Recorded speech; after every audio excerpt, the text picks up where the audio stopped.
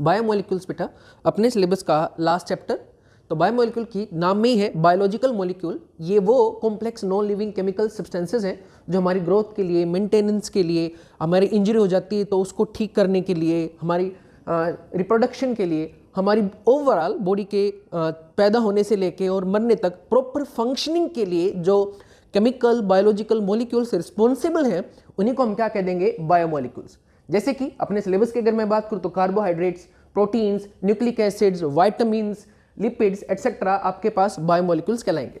Carbohydrate काफी बड़ा word है, इसलिए पूरे चैप्टर में इसको शॉर्ट में सीबीडी और प्रोटीन को पीआरटीएन इस फॉर्म में रिप्रेजेंट किया जाएगा। तो सीधा शुरुआत करते हैं कार्बोहाइड्रेट से।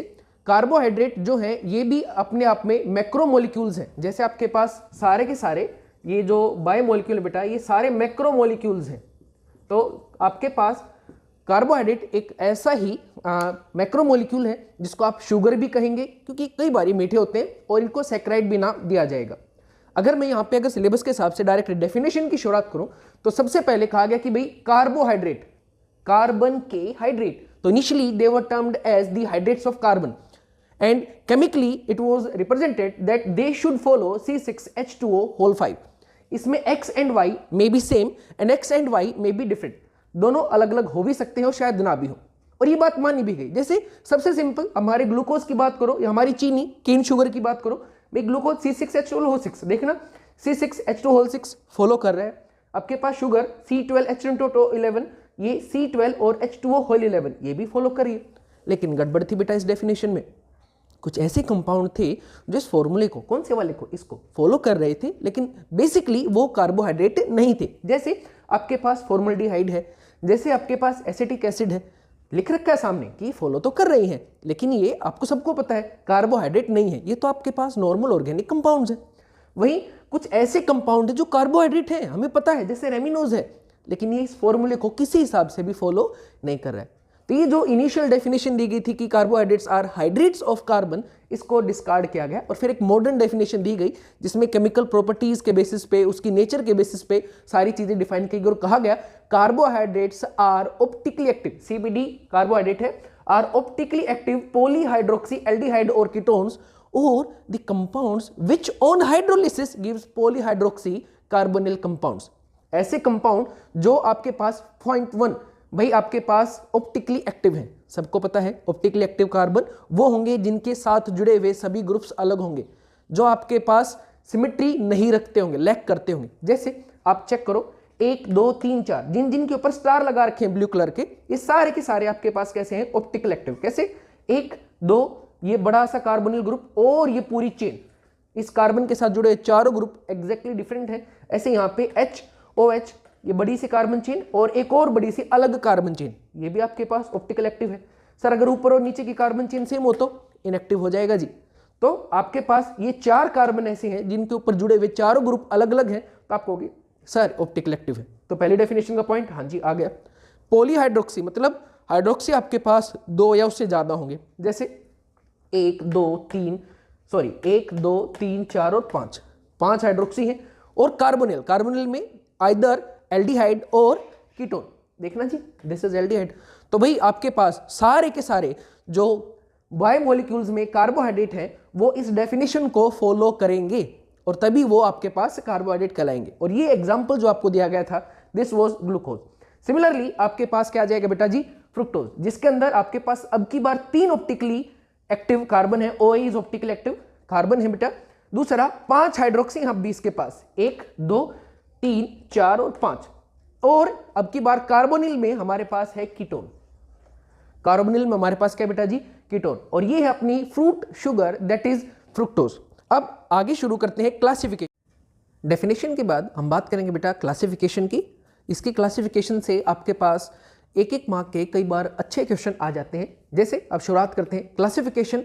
बेसिक हम 4 पिलर्स लेंगे जिसके बेसिस पे हम डिफाइन करेंगे, जैसे टेस्ट के बेसिस पे मीठे नॉन मीठे that is sugars non sugars, on the basis of functional group, जैसे आपने अभी डेफिनेशन में पढ़ाई है, क्या पढ़ा है, पॉलीहाइड्रोक्सी एल्डिहाइड और कीटोन। तो अगर एल्डिहाइड है तो एल्डोजिस और अगर कीटोन है तो कीटोजिस।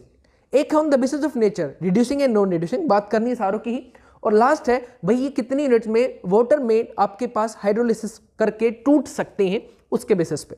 तो 4 मेन है। सबसे पहले शुरुआत करते हैं टेस्ट के बेसिस पे। तो carbohydrate which are sweet in taste are sugars, for example glucose है, फ्रुक्टोज है, हमारे खाए हुए हैं बेटा जी। Which are non sweet, which are and sweet, for example amylose है, अमाइलोपेक्टिन है, सेल्यूलोज है, घास है, तो ये सब किस में आएंगे बेटा आपके पास? नॉन शुगर्स में। फंक्शनल ग्रुप के बेसिस पे आसान है, अभी अभी आपने एग्जांपल लिखे ही हैं 1 सेकंड पहले। कौन कौन से थे? एक आपने लिखा था ग्लूकोज, एक लिखा था फ्रुक्टोज। ग्लूकोज के अंदर फंक्शनल ग्रुप क्या था आपके पास? एल्डिहाइड। और कीटोन में क्या था आपके पास? कार्बोनिल में कीटोन। तो आपके पास फ्रुक्टोज में कीटोन था और ग्लूकोज में एल्डिहाइड था। तो उनको भी हम एक टाइप से डिफाइन कर सकते हैं कि एल्डोजिस और कीटोजिस। अब आगे थोड़ा सा इंपॉर्टेंट पे, थोड़ा सा ज्यादा इंपॉर्टेंट है, nature towards oxidising agent, reducing and non reducing. Carbohydrate which reduce Tollen and Fehling reagent. Tollen reagent क्या होता है बेटा? AgNH3 whole twice positive. इसको अगर आपके पास किसी भी शुगर ने ऑक्सीडाइज कर दिया, ऑक्सीडाइज कर देगा, कोई भी शुगर है बेटा आपके पास, मान लो शुगर है, इसने इसको ऑक्सीडाइज कर दिया तो किस में ले जाएगा इसको? Ag में। ये तो रिड्यूस होगा, ऑक्सीडाइजिंग एजेंट है ना, शुगर इसको क्या कर देगा? रिड्यूस कर देगा। तो शुगर ने ऑक्सीडाइजिंग एजेंट को अगर रिड्यूस कर दिया तो वो कौन से कहलाएगी? Reducing sugar. और अगर इसके साथ रिएक्ट ही नहीं किया, टोलन या फेलिंग, फेलिंग रिएजेंट क्या होता है सबको पता ही है, बिल्कुल, वेरी गुड बेटा। फेलिंग A प्लस है, फेलिंग B का mixture, aqueous copper sulphate plus Rochelle salt, वो क्या है? Sodium potassium tartrate. इनका जो मिक्सचर है अगर उसको उसने क्या कर दिया? रिड्यूस कर दिया, तो वो कौन से हो जाएगी आपके पास? रिड्यूसिंग। और अगर नहीं किया तो, रिएक्शन नहीं की तो इसका मतलब वो हो जाएगी आपके पास नॉन रिड्यूसिंग शुगर। अब थोड़ा सा ये बात बहुत इंपॉर्टेंट है, बहुत सारी जगह पे ऑब्जेक्टिव पेपरों में पूछी गई है, हमें कैसे पता चलेगा? तो हाँ, अभी हम स्ट्रक्चरल इलूसिडेशन पे आएंगे अगले लेक्चर में। उससे पहले थोड़ा सा समझो, किसी भी कार्बोहाइड्रेट के पास अगर हेमीएसिटल ग्रुप है, प्रॉपर्टीज में जाइए कीटोन एल्डिहाइड की, उसमें आपके पास रिएक्शन विद अल्कोहल में हेमीएसिटल हेमीकीटल है, तो ध्यान से देखो, अगर किसी के पास हेमीएसिटल है या फ्री एल्डिहाइड ग्रुप है ओपन चेन फॉर्म में, तो ऑब्वियस सी बात है वो आपके पास हमेशा एक रिड्यूसिंग शुगर होगा। वहीं अगर ये चीजें दोनों नहीं है तो आपकी जो भी शुगर है, जो भी कार्बोहाइड्रेट है, वो नॉन रिड्यूसिंग हो जाएगी। आखिरी और सबसे ज्यादा इंपॉर्टेंट, जहां से कई बार क्वेश्चन आए हैं, वो है बिहेवियर टुवर्ड्स हाइड्रोलिसिस। पानी में डालने पे क्या होगा? ऑब्वियसली सबको पता है, पानी आपके पास एक पोलर रिएजेंट है जिसके अंदर क्या है? H पॉजिटिव और OH नेगेटिव, जो इसको किस में तोड़वा देगा बेटा आपके पास? छोटी छोटी यूनिट्स में। तो उसी के बेसिस पर डिफाइन किया गया कि ऐसे कार्बोहाइड्रेट या सैकराइड्स जो भी सबसे सिंपलेस्ट है, पानी में डालो और ज्यादा टूटेंगे ही नहीं, जो टूटेंगे ही नहीं उनको हमने नाम क्या दे दिया? मोनोसैकराइड्स। फॉर एग्जांपल ये जितने भी हैं भाई, ये सारे के सारे आपके पास कैसे हैं? रिड्यूसिंग शुगर्स हैं। तो इन्हीं को एक बार फिर से लिखना, बिल्कुल आलस ना करें, लिखें ताकि चीजें याद हो जाएं। डायरेक्ट क्वेश्चन आ जाता है आपके पास आगे, which of the following is a monosaccharide. नीचे 4 हैं आपके पास, याद नहीं है तो एनसीईआरटी से सारे उठा रखे हैं, तो प्लीज इनको जरूर लिखें। सेकेंड क्लासिफिकेशन है ओलिगोसैकराइड्स। ये वो कार्बोहाइड्रेट है which on hydrolysis gives 2 to 10 units. ऐसा नहीं कि एक में ही, फर्दर वो टूट ही नहीं सकती, टूटते हैं, 2 यूनिट बना सकते हैं, 3, 4, 5, 6 एंड सो ऑन 10 तक यूनिट्स बन सकती हैं। तो इनको एक अलग नाम दे दिया ओलिगोसैकराइड्स। इसमें हमारे लिए डाइसैकराइड थोड़ा सा इंपॉर्टेंट है क्योंकि हमें इसको करना भी है।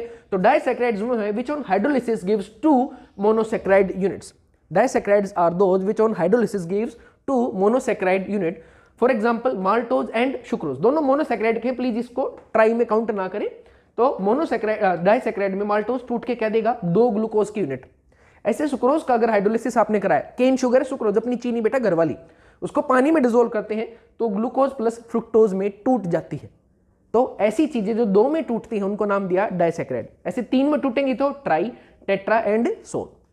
यहां पर इंपॉर्टेंट पॉइंट में से ये था कि भाई इनके एग्जाम्पल जो हमारे सिलेबस में है वो हमें जरूर पता जरूर हो, हम उन पे बात करेंगे जब स्ट्रक्चरल इलूसिडेशन होगी। Polysaccharides, carbohydrate which on hydrolysis gives many monosaccharides, that is 10 से ज्यादा यूनिट, 11, 12, 1000, लाख, कितनी भी यूनिट में टूटे, बस 10 से ज्यादा होनी चाहिए, तो आप उसको बोल देंगे बेटा पॉलीसैकराइड्स। एग्जाम्पल जो भी आपके कॉम्प्लेक्स कार्बोहाइड्रेट्स हैं, जैसे सेलुलोज है, स्टार्च है, ग्लाइकोजन है, गम्स है, गोंद गम्स बेसिकली गोंद है बेटा, ठीक है जी, एटसेट्रा। अब आपके पास 2023-24 का आया हुआ क्वेश्चन, उसमें एक सिंपल सा था, आपके पास कार्बोहाइड्रेट हमारी बॉडी में 1 नंबर में था, हाफ प्लस हाफ में था। कार्बोहाइड्रेट हमारी बॉडी में किस फॉर्म में स्टोर होता है और कहां स्टोर होता है? तो जनरली कार्बोहाइड्रेट हमारी बॉडी में ग्लाइकोजन की फॉर्म में, ग्लूकोज नहीं भाई, ग्लूकोज की फॉर्म में हम उसको यूज करते हैं, लेकिन स्टोर हमारी बॉडी में हमेशा होता है किसकी फॉर्म में, ग्लाइकोजन, जो एक पॉलीसेक्राइड है, टूट के जो बहुत सारी ग्लूकोज की यूनिट देता है। और कहाँ कहाँ होता है, हमारे लीवर में, हमारी मसल्स में और ब्रेन में।